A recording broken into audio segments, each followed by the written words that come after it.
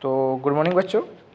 तो आज के इस वीडियो में मैंने ऐसे टॉपिक कवर किए जो मतलब एकदम बेसिक हो, जिससे बहुत सारे सवाल पूछे जाते हैं। तो ये वीडियो आपको भले ही 10 मिनट का लग रहा होगा, लेकिन इसमें आपको ज़रूर कुछ ना कुछ सीखने को मिलेगा। ये बात आपको ज़रूर ध्यान रखना है।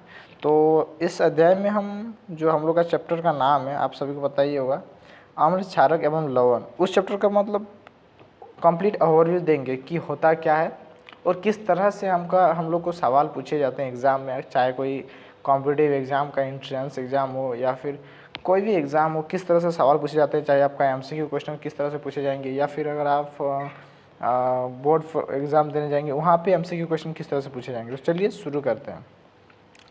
तो इस चैप्टर का नाम जो पड़ा है आम्ल, क्षारक एवं लवण, तो आखिर ये है क्या चीज़। तो इसको अगर सिंपली समझते हैं तो ये मतलब कोई भी पदार्थ है, जितना भी पदार्थ है यहाँ पे हम लोग आसपास में, उनको कैटेगराइज किया गया है एक अम्ल में, एक क्षारक में और एक लवण में। तो चलिए हम लोग सबसे पहले देखते हैं कि अम्ल क्या होता है। ठीक है, देखिए अब फिर तो आप समझिए कि हमको कुछ नहीं पता अम्ल क्या होता है। ठीक, तो सबसे पहले देखिए अम्ल जो होते हैं ना, अम्ल जो हम लोग का होता है वो समझ लीजिए कोई एक पदार्थ है, तो वो क्या होगा, ये स्वाद में खट्टे होते हैं। देखिए अगर आपको कोई भी पदार्थ है और वो आपको खाने में या फिर खट्टा लग रहा है तो समझ लीजिए कि वो अम्ल है। जैसे कि फॉर एग्जांपल अगर आप नींबू खाए होंगे, नींबू खाने में कैसा लगता है, नींबू आपको ज़रूर खाने में खट्टा लगा होगा। तो इसलिए तो हम इसको बोल सकते हैं कि ये अम्ल है। मान के चलिए आपने इमली खाई है या फिर आपने टमाटर खाई है, तो वो क्या है, वो भी आम्ल है। तो बस आप ऐसे ही समझिए, तो वो क्या है, एक आम्ल है। तो बस आम्ल आप कैटेगराइज कर लेंगे कि आम्ल किसको बोलेंगे। तो देखिए जो भी आपको खाने में खट्टा लगता हो तो वो आप समझ लीजिएगा कि वो आम्ल है। अब दूसरा बात हमको क्या याद रखना है कि ये नीले लिटमस को लाल में बदल देते हैं। देखिए एक लिटमस पेपर होता है, अगर आपने कभी कोई सजावट की होगी कोई रूम की, सरस्वती पूजा में या टीचर्स डे में, तो आपको एक रिबन टाइप का मिलता है, तो उसको हम लोग एक तरह से बोल सकते हैं कि वो लिटमस पेपर है। ठीक है, तो वैसा लिटमस पेपर को जब हम नीले को लाल में बदल देता है तो वो होता है एसिड। अगर आप उसमें नींबू का ये डाल देंगे, क्या होगा, वो नीला से लाल हो जाएगा, तो वो होता है हम लोग का लिटमस पेपर। ठीक है, तो वो हम लोग एसिड उसको बोल सकते हैं।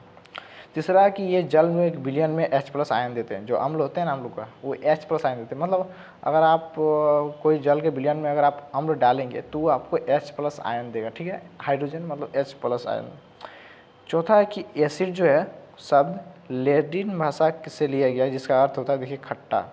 देखिए जो अम्ल को हम लोग इंग्लिश में एसिड बोलते हैं। ठीक है, देखिए आप कभी कभी ये भी सुने होंगे कि उसका फेस में एसिड छिड़क दिया, आप बहुत सारी मूवियों में भी देखे होंगे। तो एसिड छिड़क देने का मतलब क्या है कि उसका फेस को मतलब बहुत एसिड जो होता है बहुत ज़्यादा ही रिएक्टिव होता है, वो क्या करता है, फेस को एकदम जला देता है। तो आप ये ज़रूर सुने होंगे। तो ये क्या है, अम्ल है। ठीक है, तो अम्ल जो होता है वो हम लोग का एसिड जो है, उसका शब्द जो है वो लैटिन भाषा से लिया गया है, जिसका मतलब होता है खट्टा। तो एसिड का मतलब ही होता है खट्टा। ठीक है, चलिए अब नेक्स्ट हम लोग समझते हैं।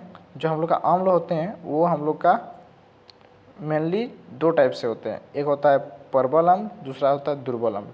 यानी कि जो थोड़ा ताकतवर अम्ल है। देखिए अब अम्ल को भी कैटेगराइज किया गया है, जैसे कि अगर आप लो कैटेगरी का अगर आप अम्ल को किसी का फेस में छिड़कते हैं तो कुछ नहीं होगा, ऐसा नहीं करिएगा, लेकिन हम बता रहे हैं। तो प्रबल अम्ल क्या होता है, जैसे कि हाइड्रोक्लोरिक एसिड हो गया, H2SO4 हो गया, HNO3 हो गया, ये सभी क्या होता है, ये सभी जो होते हैं हम लोग का प्रबल अम्ल होते हैं, जिसका मतलब बहुत ज़्यादा ये रिएक्टिव होते हैं। इससे अगर आप उंगली को अपना डालेंगे तो आपका उंगली को भी ये जला सकता है। दूसरा होता है दुर्बल अम्ल, जो मतलब उतना ज़्यादा रिएक्टिव नहीं होता है, जैसे कि हम लोग का हो गया CH3COOH, लैक्टिक अम्ल, ऑक्जेलिक अम्ल। जैसे कि आपको खाने में कोई अम्ल पाया जाता है, जैसे कि नींबू हो गया, आपको जैसे कि आपको दही खट्टा होता है उसमें भी अम्ल पाया जाता है, तो वो आप लोग का क्या होगा, वो उतना स्ट्रॉन्ग नहीं होगा, मतलब उतना दुर्बल नहीं होगा, उतना प्रबल नहीं होगा, वो दुर्बल अम्ल होगा। तो वो हम लोग को कोई हानि नहीं पहुँचाता है।